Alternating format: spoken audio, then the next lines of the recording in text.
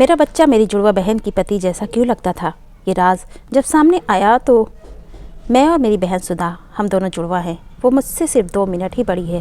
हम दोनों बहनों में बड़ा प्यार है। हमने पढ़ाई भी एक साथ ही पूरी की। हमने सोचा था कि हमारी शादी एक ही घर में हो और एक साथ हो, और नसीब से ऐसा ही हुआ। हमारी शादी एक ही परिवार में हुई। मयंक मेरे पति हैं और विनय मेरी बहन सुधा के। मयंक और विनय दोनों चचेरे भाई हैं, पर परिवार एक ही साथ रहता है। पास के घर में ही सुधा रहती है। हमारे मिलने में अब कोई प्रॉब्लम नहीं थी। मयंक और विनय, हमारे पतियों में भी अच्छी बॉन्डिंग है। घर सिर्फ दीवारों से अलग है। ऐसे हम कहीं भी खाना खाते थे और कहीं भी रहते थे। हम दोनों बहनों को भी अच्छा लगा कि चलो कोई बंदिश नहीं है। शादी के साथ होने के साथ अब हम दोनों एक साथ ही प्रेग्नेंट भी हो गई। लेकिन सच बताऊं तो ये हमने सोचा नहीं था, ये बस हो गया। हम दोनों को डिलीवरी डेट भी डॉक्टर ने एक ही दी है। ससुराल और मेरे घर में सभी खुश थे। हम दोनों बहनें एक साथ ही अपने घर गई, और एक संयोग और हुआ कि हम एक साथ ही अस्पताल भी गए डिलीवरी के लिए। मेरी डिलीवरी में कुछ प्रॉब्लम होने की वजह से ऑपरेशन ज़रूरी हो गया। कुछ समय के लिए तो होश में रही, लेकिन बाद में मुझे याद नहीं। आँख खुली तो पता चला कि मुझे लड़का हुआ है। फिर मैंने पूछा सुधा का, तो पता चला उसे लड़की हुई है। उन दोनों का समय भी एक ही था। हम दोनों बहनें खुश थीं और कुछ समय बाद ही अपने ससुराल वापस आ गई। अब हम माँ बन गए थे तो ज़्यादातर एक दूसरे के साथ अपने बच्चों को संभालते थे। बच्चे जल्दी ही बड़े हो जाते हैं। छोटे बच्चे किस पर गए हैं ये पहले समझ नहीं आता है, थोड़े बड़े होने पर ही पता चलता है।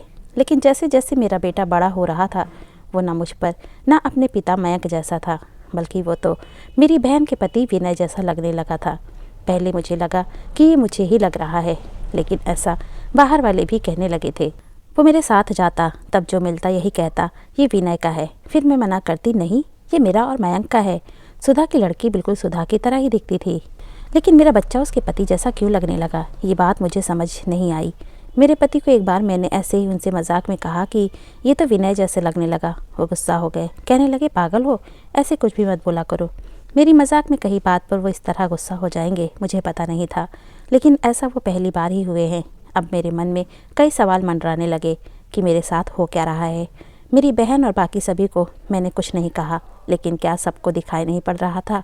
लेकिन कोई भी इस बारे में जिक्र भी नहीं करता था। कुछ महीने ऐसे ही और चला गया, लेकिन मेरे दिमाग में ये सब चलता ही रहा। फिर मैंने सोचा कि मैं अपनी बहन से बात करूं।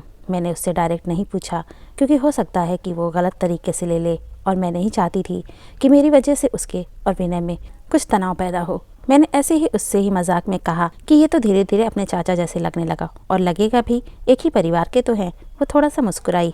बस अब मैंने पकड़ लिया, क्योंकि मैं अपनी बहन को बचपन से जानती थी। कुछ छिपाने वाली मुस्कान थी। वो जल्दी से कुछ बहाना करके वहाँ से चली गई। इस घर में ऐसी कोई बात है जो मुझसे छिपाई जा रही है। मैं अब शक भी करने लगी सब पर, अपने पति पर, बहन पर, उसके पति विनय पर।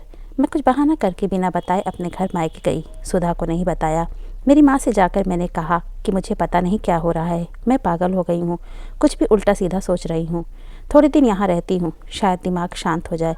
मैं थोड़े दिन वहाँ रुकना चाहती थी, लेकिन 2 दिन में ही वापस आ गई जवाब के साथ। इस दौरान भी मेरी बहन का फ़ोन आता रहा माँ के पास। शायद कह रही होगी कि लता को कुछ बता मत देना, लेकिन मेरी माँ ने मुझे बता दिया। उन्होंने कहा कि शायद अब समय आ गया है कि तू जान ले, नहीं तो तू कुछ उल्टा सीधा सोचने लगेगी। मैं अपने ससुराल गई। मेरे पति जाते ही बोले कि ये तरीका है, ऐसे भी कोई बिना बताए जाता है। मैंने उनसे कहा चलो। उन्हें मैं लता के यहाँ ले गई। उसका पति विनय भी वहीं था। मुझे और मयंक को देखकर थोड़े आश्चर्य हुआ उनको। सुधा बोलती है, आ लता, क्या लाई माँ के यहाँ से, बिना बताए चली गई। मैंने बोला तूने भी तो छिपाया कि तेरे गर्भ में जुड़वा बच्चे थे। वो सुनकर मेरी ओर देखने लगी। मैंने जाकर उसे गले लगा लिया। ये मेरी बहन है जिसने अपना एक बच्चा मेरी गोद में दे दिया। वो बोली कि मैंने सभी को मना किया था, क्योंकि मैं तुझे सरप्राइज़ देना चाहती थी, लेकिन तेरे समय में कुछ कॉम्प्लिकेशन की वजह से तेरा बच्चा नहीं रहा, और मैं नहीं चाहती थी कि मेरी बहन आँख खोले तो उसे यह सुनना पड़े कि उसकी गोद सूनी हो। और वैसे भी ये मेरे पास रहे या तेरे पास, क्या फ़र्क पड़ता है।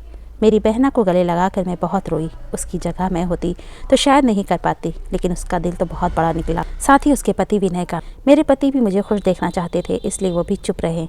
ऐसा परिवार और बहन मिल जाए तो और क्या चाहिए। उसके किए एहसान को मैंने अपने पास ही रखा। उसे बहुत प्यार देने की कोशिश करती हूँ। दोस्तों, कहानी कैसी लगी अपनी राय हमें ज़रूर दीजिए, और कहानी अच्छी लगी हो तो प्लीज़ भी इसे लाइक कीजिए। चैनल को अभी तक सब्सक्राइब नहीं किया तो प्लीज़ चैनल को सब्सक्राइब कीजिए। Thanks for watching.